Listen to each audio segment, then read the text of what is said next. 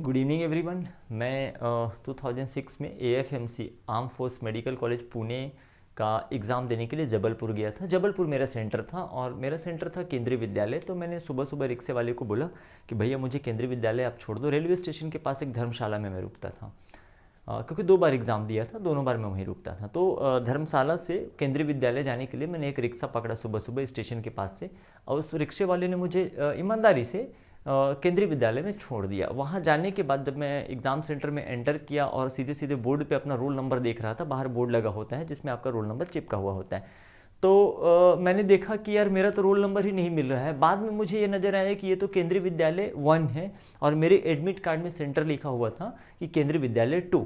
अब मैं हड़बड़ा गया कि यार अब कैसे किया जाएगा, वहाँ पे इमीडिएटली कोई रिक्शा मिलेगा या नहीं मिलेगा, या फिर मैं केंद्रीय विद्यालय 2 कहाँ होता है, वो सिटी मेरे लिए पूरी तरह से अननोन थी। हालांकि सारी चीज़ें मैनेज हो गई, मुझे टाइम पे मिल गया है ना, और मैं एग्ज़ाम सेंटर पहुँच गया। तो ऐसा गड़बड़ ना हो आपके साथ, तो बहुत सारी चीज़ों को ध्यान रखना होता है। NTA ने अभी एग्ज़ाम के लिए नीट 2023 के एग्ज़ाम के लिए, जो कि 7 मई को होने वाला है, एडमिट कार्ड रिलीज़ नहीं किया है। मोस्ट प्रोबेबली एक संभावना ये बनती है कि दिस वीक ही आपका एडमिट कार्ड आ जाएगा। लगभग 15 दिन आपके एग्ज़ाम में बचे हुए हैं। बच्चों का कुछ समूह ग्रुप जो है इस बात को जोर दे रहा है, ट्विटर पे ये ट्रेंड कर रहा है। मैं नहीं कह सकता, मैं खुद ट्विटर पे यूज़ नहीं करता, पर मैंने कुछ न्यूज़ पेपर्स में और कुछ न्यूज़ चैनल्स में ये आर्टिकल देखा हुआ है कि कुछ बच्चों का समूह पहले NTA से मुलाकात किया कि नीट के एग्ज़ाम को पोस्टपोन कर दिया जाए। उनके पास 2 रीज़न था। अब स्ट्रॉन्ग रीज़न है या नहीं है ये आप डिसाइड करेंगे, और मुझे कमेंट बॉक्स में ज़रूर बताइए कि उनका रीज़न सही है या गलत है। पहला रीज़न ये था कि उन्हें एग्ज़ाम प्रिपरेशन के लिए, स्पेशली जो 12th के बच्चे हैं जिन्होंने दिस ईयर 12th का एग्ज़ाम दिया है, एग्ज़ाम प्रिपरेशन के लिए पर्याप्त समय नहीं मिला। दूसरा रीज़न उन्होंने दिया है कि भारत में कोविड के केसेस बढ़ते हैं। तो दूसरा रीज़न तो पूरी तरह से बकवास है। कोविड के केसेस बढ़ रहे हैं या जो कुछ भी है, ऐसी कोई गारंटी है कि फ्यूचर में कोविड के केसेस नहीं बढ़ेंगे। तो इनकी बस चले तो मई की जगह जून, और जून में एग्ज़ाम आएगा तो जुलाई कर दो तो सितंबर कर दो। डिले करने का कोई मतलब नहीं होता। पर्सनली अगर मुझसे ओपिनियन लिया जाए तो मैं बिल्कुल नहीं चाहता कि एग्ज़ाम डिले हो या किसी भी तरीके से ये पोस्टपोन हो। अब आगे बढ़ जाते हैं, एग्ज़ाम से रिलेटेड कुछ हम बात करेंगे इस पे, है ना। जो टॉपिक है, वीडियो को पूरा देखिएगा, आपका मन जरूर हल्का होगा, ठीक है। तो नीट 2023 के एग्ज़ाम क्योंकि 15 दिन बचे हैं, मैं ये नहीं कह सकता कि सिर्फ 15 दिन पढ़ने से आपका सिलेक्शन हो जाएगा, अगर आपने पहले पढ़ा हुआ तो नहीं है तो। लेकिन आप अब इस स्टेज पे हैं आज, जब नीट का एग्ज़ाम 15 डेज बचा है, तो आपको अपने अंदर से ये बात पता होती है कि आपका सिलेक्शन हो जाएगा, क्योंकि आपने साल भर मेहनत किया हुआ है। लेकिन एग्ज़ाम जब पास आता है तो लगभग सभी बच्चों के साथ जिन्होंने मेहनत किया है ईमानदारी से पूरे साल भर, उनको घबराहट होती है, मन में बार बार डाउट होता है सिलेक्शन होगा कि नहीं होगा, अगर नहीं होगा तो मैं क्या करूंगा। तो बहुत सारा समय चला जाता है। एक चीज़ को ध्यान रखना है, आपको ओवर थिंकिंग से बचना है। जो रूटीन अभी तक आपने मेंटेन किया हुआ था पूरे साल भर, उसी रूटीन को आपको फॉलो करना है नीट के एग्ज़ाम तक। कोई नया चीज़ नहीं पढ़ना है, कोई नया एक्सपेरिमेंट नहीं करना है। जैसा आप करते आ रहे थे उसी चीज़ को आपको स्ट्रॉन्ग करना है।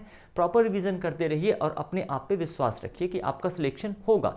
थोड़ा इससे आपको पॉजिटिव फील होगा, ठीक है। तो सिलेक्शन तो होगा, ये श्योर है। लेकिन अगर ये 15 दिन गड़बड़ कर दोगे बेटा, तो ये भी तय है कि कोई अच्छे मेडिकल कॉलेज से खराब मेडिकल कॉलेज में पहुंच जाओगे। लेकिन 15 दिन आपने बहुत ईमानदारी से और अपने आप को बचा के रखा, कहना चाहिए, इन चीज़ों से, ठीक है।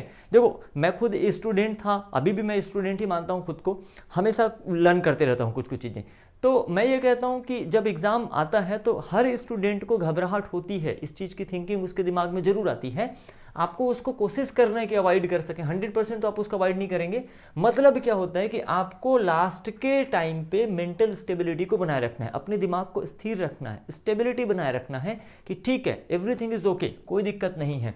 देखो, सिलेबस का डेफिनेशन मैंने बनाया है कि जो कभी पूरा ना हो सके उसको सिलेबस कहते हैं। आप 1 ड्रॉप ले लो, 2 ड्रॉप ले लो, 3 ड्रॉप ले लो, at the time of exam आपको यही फील आते रहेगा कि कुछ ना कुछ छूट गया है। तो कोई दिक्कत वाली बात नहीं है। आप भूल गए हैं, आपने रिवाइज नहीं किया, ऐसा होता है, दिमाग में चीज़ें आती हैं, बट आपने कर लिया है, आप मेहनत करते रहिए। तो मेंटल स्टेबिलिटी बहुत इंपॉर्टेंट होता है एग्जाम के समय पे। आपने जो रूटीन फॉलो कर रहे हैं, किया है अभी तक, उसी को फॉलो करना है। यदि आप पेरेंट्स हैं और आपके बच्चे एग्जाम दे रहे हैं, एज ए पेरेंट्स अगर आप ये वीडियो देख रहे हैं मेरा, तो मैं ये कहूँगा कि आप एज ए पेरेंट्स बच्चों पे प्रेशर बिल्कुल मत डालिए, है ना। उनको माइंड को पॉजिटिव ही रहने दीजिए। बार बार ये सवाल करना कि हो जाएगा ना, हो जाएगा ना, हो जाएगा ना, इट्स ओके। आपका बच्चा मेहनत कर रहा है, वो चीज़ आपको दिख रही है, ठीक है। तो उनको मोटिवेट करिए, बिल्कुल मोटिवेट करिए। मेरे पेरेंट्स ने पर्सनली, मैं आपको बता रहा हूँ कि बहुत ज़्यादा सपोर्ट किया था। हर चीज़ में, हर बात में एग्ज़ाम से पहले कभी डिस्टर्ब नहीं किया, ठीक है, चाहे वो पहला अटेम्प्ट हो दूसरा अटेम्प्ट हो, कभी भी उन्होंने नहीं कहा कि सिलेक्शन होगा नहीं होगा। उन्होंने, मैंने जो डिमांड किया पढ़ाई के लिए वो सारी डिमांड पूरी की और पूरी तरह से सपोर्ट किया, तभी मैं मनीष से डॉक्टर मनीष बन सका। तो धैर्य आपको बना कर रखना है लास्ट मोमेंट पे, आप चाहे पेरेंट्स हैं या फिर स्टूडेंट हैं।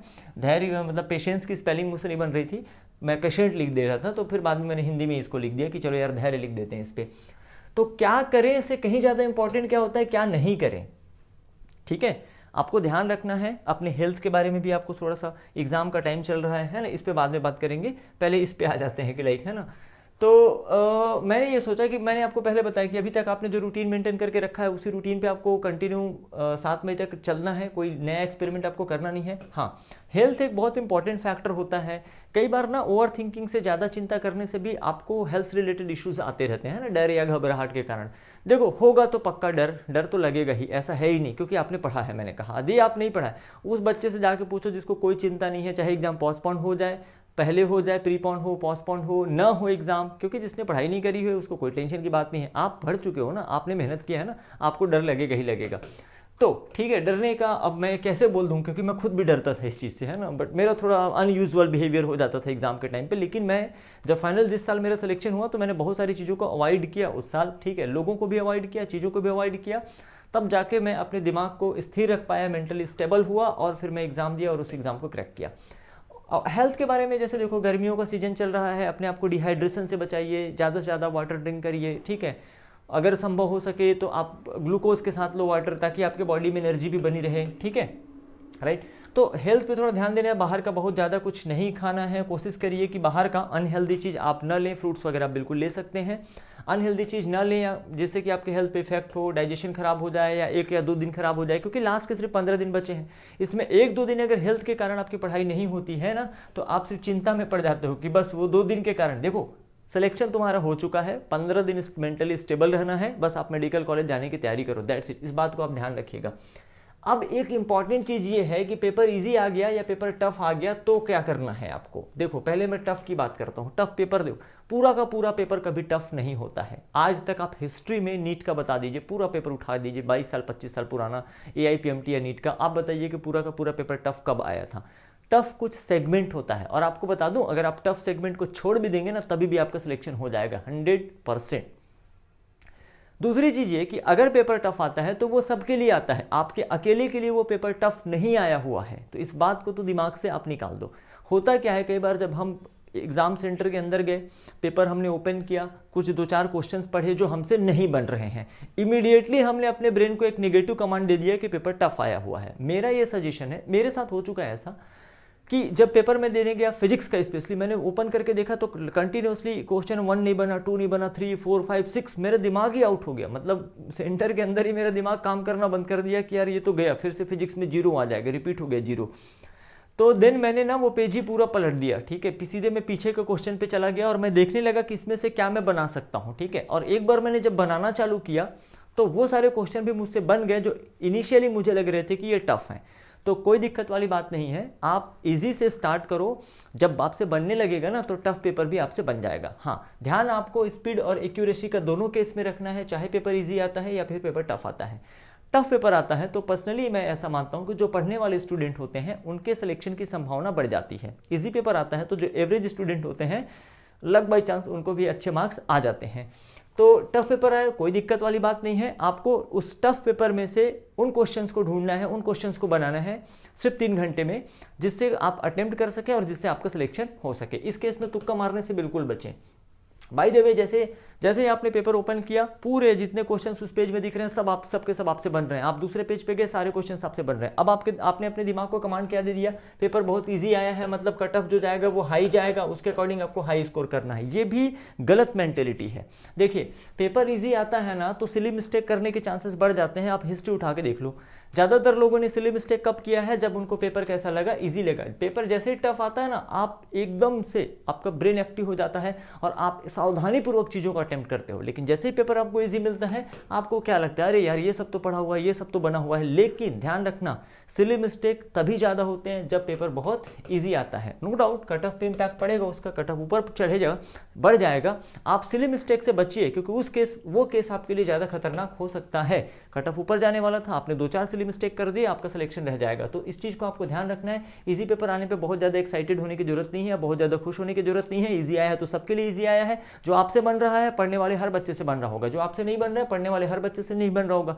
इसका मतलब यह है कि आपको अपने सिलेक्शन पे ध्यान देना है, आपको उन सारे क्वेश्चंस को बनाना है जिससे आपका सिलेक्शन हो जाए, पेपर ईजी आए या फिर टफ आए। नाउ इस पे तो मैंने कहा सेपरेट वीडियो बनाऊंगा मैं आपको कि एग्जाम के दिन का और इसका एग्जाम हॉल पे आपका क्या बिहेवियर होना चाहिए, एग्जाम डे पे क्या बिहेवियर होना चाहिए, और गुड लक और बेड लक से क्या फ़र्क पड़ता है।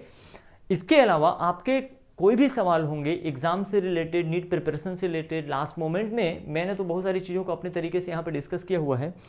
कई सारी ऐसी चीज़ें होती हैं जो आप कमेंट बॉक्स में लिखिए, मैं पूरी तरह से कोशिश करूंगा कि उनका मैं सही समय पे आंसर दे सकूं। अभी हमारा प्राइम टारगेट है नीट 2023 का एग्ज़ाम, इसके बाद फिर हम लोग बात करेंगे नीट 2024 के एग्ज़ाम के बारे में, और फिर ये काउंसलिंग के सारे प्रोसेस कैसे होते हैं, आपको ऑल इंडिया काउंसलिंग कैसे अटेम्प्ट करना है, स्टेट काउंसलिंग में कैसे अटेम्प्ट करना है, क्या सही क्या गलत, क्या भरना है क्या नहीं भरना है, कौन कौन से डॉक्यूमेंट चाहिए, ये सारी इन्फॉर्मेशन इस चैनल पर मैं आपको शेयर करके देता हूँ।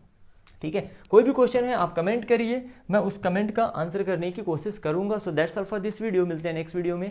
Thank you very much. बस याद रखिएगा आपका सिलेक्शन जरूर से जरूर होगा। All the best.